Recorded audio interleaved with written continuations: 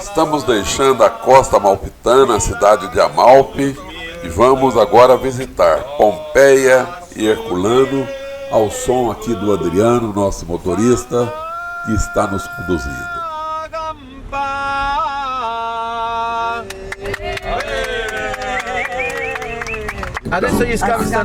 Aqui é Pompeia e aqui o Vesúvio, ó. Então tá aqui, ó, o Vesúvio, aqui tá Pompeia e aqui tá Herculano. E os arqueólogos estimaram uma população de cerca de 12 mil pessoas, né? A erupção de Pompeia foi no ano 79 depois de Cristo. Na carta descreveu que o vulcão de repente entrou em erupção por volta de meio-dia.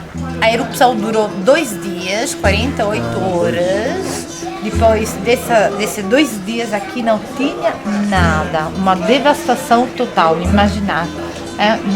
Então, imaginando uma coisa que... Ele diz que esse vulcão, essa montanha, explodiu de repente, que era meio-dia. O material vulcânico começou a subir alto no céu por vários quilômetros. Escureceu tudo. Esse material vulcânico começou a chegar aqui como se fosse uma chuva. Pedras pomes no princípio, depois pedras ardentes, pequenas e grandes, e enfim, metros e metros de cinzas ardentes. Pompeia permaneceu esquecida durante cerca de 1.600 anos sob mais de 6 metros de material, até ser reencontrada por acaso em 1748, quando o arquiteto Domenico Fontana descobriu as ruínas. Foi a partir de 1860 que as descobertas começaram a ser devidamente documentadas, possibilitando uma visão detalhada na vida de uma cidade considerada patrimônio mundial pela Unesco.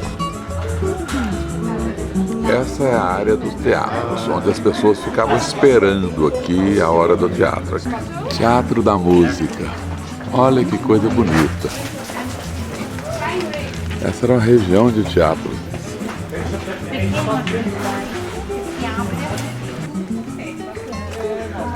Aqui é o comércio, gente. As lojinhas.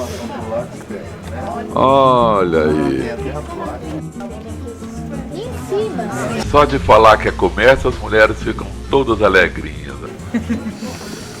Pena que o comércio está fechado. Tá fechado hoje, porque é segunda-feira, viu, gente? O comércio ali. Aquelas pedras são uma faixa de pedestres.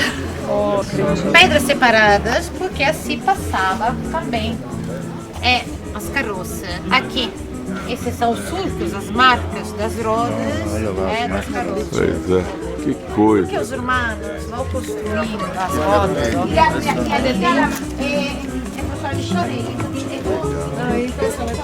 Os romanos tentaram de escavar para recuperar, para tentar de recuperar.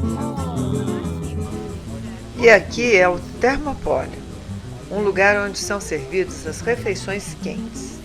Nesses buracos no balcão ficavam as bebidas ou as ânforas com azeite e vinho. Era uma espécie de lanchonete. Essa avenida tem 2 quilômetros. Aqui ficava uma caixa d'água lá em cima e a fonte aqui embaixo, ó. É maravilhoso aqui, velho. Fantástico. E agora nós viemos conhecer a Casa de Casca-Longos. A casa foi escavada em 1927 e deriva seu nome de uma inscrição no tripé dessa mesa de mármore encontrada no jardim ao lado. Este átrio é bem decorado com estes afrescos, painéis azuis com motivos ornamentais e detalhes interessantes, e eles estão muito bem conservados. Uma padaria. E a porta era basculante.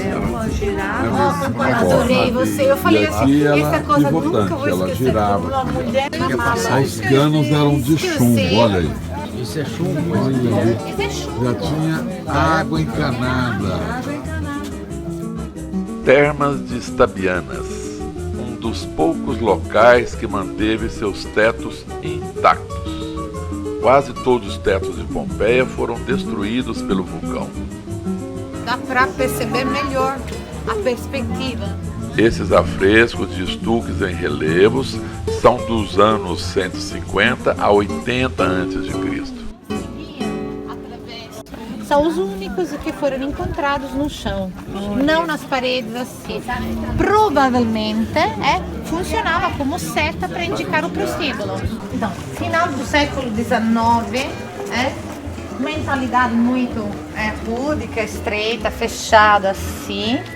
Descobrindo Pompeia, descobriram esse prostíbulo, descobriram o amuleto típico da época romana, que era um pênis, um falo, um órgão masculino.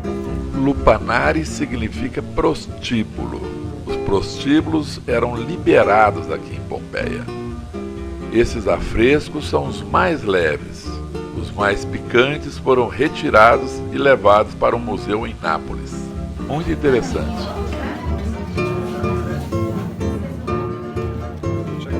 As cinzas e a lama protegeram as construções e os objetos dos efeitos do tempo, moldando também os corpos das vítimas, o que fez com que fossem encontrados do modo exato que foram atingidos pela erupção. Todos os detalhes do corpo. Dá para ver os cabelos, as orelhas, o braço, os dedos da mão, o cinto. Esse aí é um cachorro.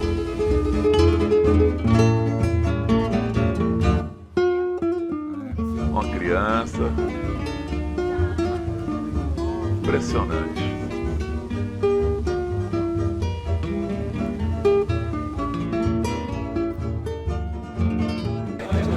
Olha que lugar! Estamos em Pompeia. Aqui nessa praça ficava o Fórum Romano, o coração de Pompeia. Aqui estavam concentrados as principais funções civis, religiosas e comerciais da cidade. Os edifícios municipais, o Capitólio, o Templo de Apolo, o Templo de Vênus. Tudo acontecia nessa grande praça que media 142 metros de comprimento por 38 de largura. Aqui o tamanho desse viaduto é uma área retangular, pavimentada com esse mármore de travertino, que só nós vemos assim, em pedacinhos espalhados, porque muito mármore foi roubado durante as escavações ou simplesmente tiraram o mármore ou usaram para fazer outras coisas. E aqui então a gente se despede da cidade de Pompeia.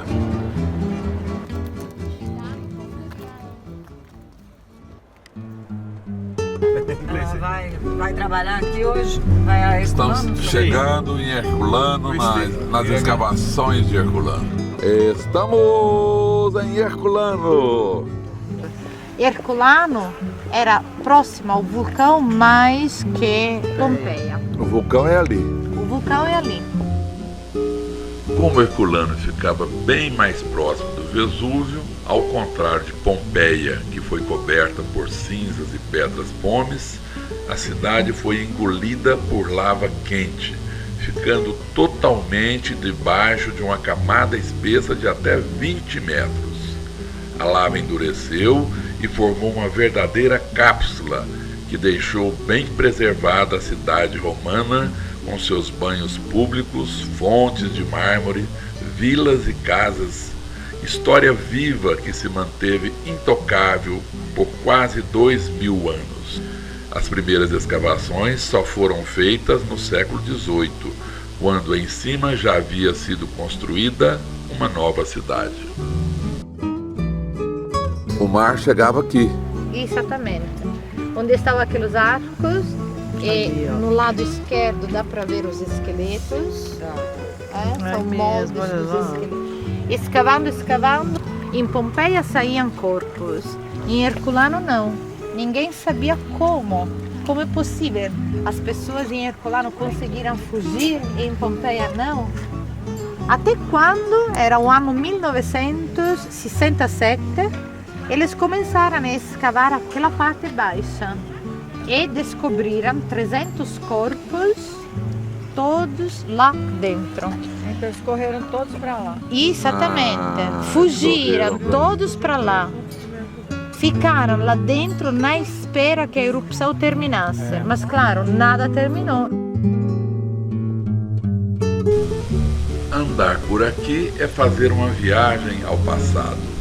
Herculano se conserva praticamente como se os relógios tivessem parado séculos atrás e alguém tivesse cuidado da cidade com carinho para que se mantivesse quase intacta. Um verdadeiro tesouro onde as casas, as termas e tabernas estão conservadas de forma impecável. Aqui a gente pode ver os mosaicos da casa de Anfítrite e Netuno. Na maioria dos edifícios se conservam os 2 andares e no interior de alguns deles a gente vê os belos afrescos e mosaicos, objetos de madeira como caixas, armários ou portas que revelam o luxo que envolvia a cidade antes da grande catástrofe. Olha a piscina. Olha o cano. E aqui tinha um teto. Antes de Cristo. Em alguns casos, sim, nas casas pequenas. Eles colocavam as ânforas em horizontal. Exatamente como nós fazemos exatamente com o vinho. Estamos em Herculano, na Itália. Aqui com a Flávia. Do fast food tinha um nome diferente, se chamavam Dolia. E os vasos do fast food são sempre dessa dimensão. Servia para conter seja comidas que bebidas. Ou para conservar o vinho, eles costumavam enterrar uma dolia, como se chama, no caso do vinho. Imaginar enterrada até aqui e colocavam no vinho a fermentar. Interessante, né? Muito Não tem mais coisas. Que serão? Que serão? Que Adivinha. serão? Olha, tá com cara de forno. Tá com cara de forno? É. O forno tá aqui. Aqui era o forno. São os antigos moinhos da época. O moinho antigo tinha 3 peças. A base redonda grande assim, dentro da qual eles colocavam essa parte cônica, que era fixa. Na rua dá para ver alguns canos de chumbo, olhar a deviação que entra na casa.